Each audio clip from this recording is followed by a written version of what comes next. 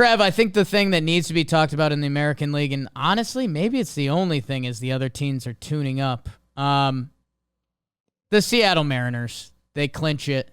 Just as an electric of a night of baseball, you'll see that crowd, the call, the celebration, tears in the crowd, love in the crowd.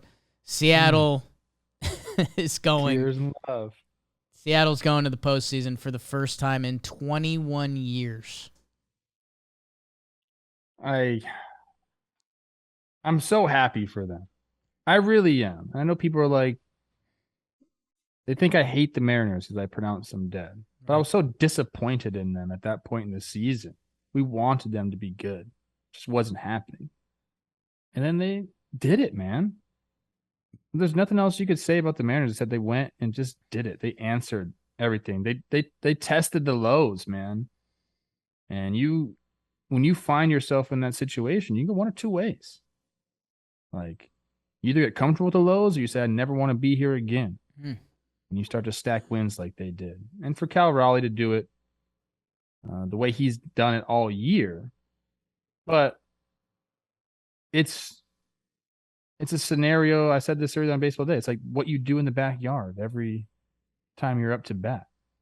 2 outs, full count, bottom of the ninth. You can send your team to the fucking playoffs with one swing in the bat, and you do it. Yeah. And it was a bomb. It was awesome, dude. And like what's funny is like we're talking about like Phillies, they have to win one game. And we're banking more maybe on the Brewers of losing the game. But the Mariners, you just knew they were going to win to get in. They weren't going to back in. Like they were going to do it. That's just how it felt. I even texted JP Crawford. I said, I can't wait to watch you guys celebrate. It was like you knew it was going to happen. They were going to do it with a win. Didn't know you were going to do it with a walk-off, but it's exactly how it needed to be done. The place was rocking. The guys were pumped up. I loved the home run trot. I'd love to get his, like, sit him down today, big dumper, and say, relive that moment. Because he was floating, bro. Like, one of the cooler things we're going to see all year, playoffs included, like that home run right there with that call, which was incredible. And that place jumping the way it was. I mean, that's like, it's 20 years of frustration being let out in a fucking single swing of the bat, bro. It's really, really cool. I can't wait to see more of that. I need to feel that energy, bro. We're getting it now. It is time. You felt it the most in New York and Atlanta, obviously, but it was playoff baseball. You know, a walk is a rally, a mistake is a problem. And but for Seattle, I mean, that crowd, such a good sports town. To get this, and I hope they can. Well, no, because then that would mean I think they're going to beat the Blue Jays, and I don't want Blue Jays fans to be mad. But if they can get a home playoff game, that'd be a sight to see. That would be an absolute sight to see. And by the way, talk about playoff formulas. Logan Gilbert, Luis Castillo, Robbie Ray, Sewald, Munoz, Diego Castillo. Let's get Julio back. I think he's going to be activated today. Mm-hmm. So let's make sure he looks good. Blue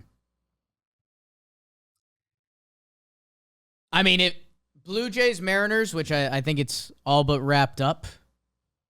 That is going to be must-watch baseball. A lot of young talent, a lot of guys new to the postseason. I think that is going to be some roller coaster games. This would be big if true. Someone in the chat said Jake is my mommy. So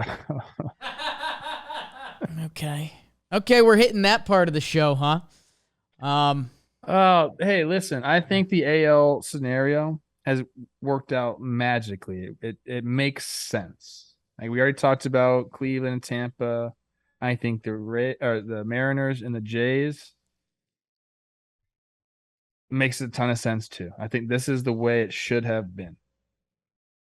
So this is going to be magical, man. It's going to happen in Toronto. So, it's like funny because Mariners fans, you get to the postseason, you might not even get to see a game.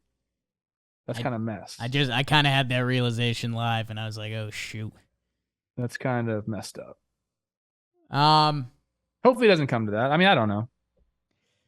It is funny though, right? Because I think the Mariners and Blue Jays, I think raw talent-wise, and Guardians fans don't take this the wrong way, raw talent-wise, most people view the Blue Jays and the Mariners as more talented than the Guardians and the Rays.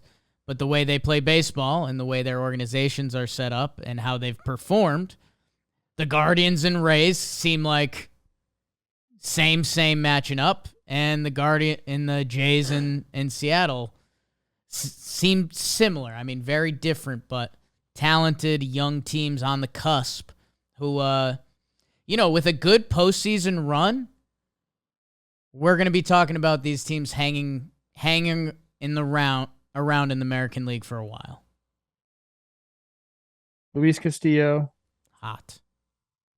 Robbie Ray, we're thinking that's what the MLB.com says for game 2. And then depending on what happens, you're going to get Logan Gilbert or Kirby.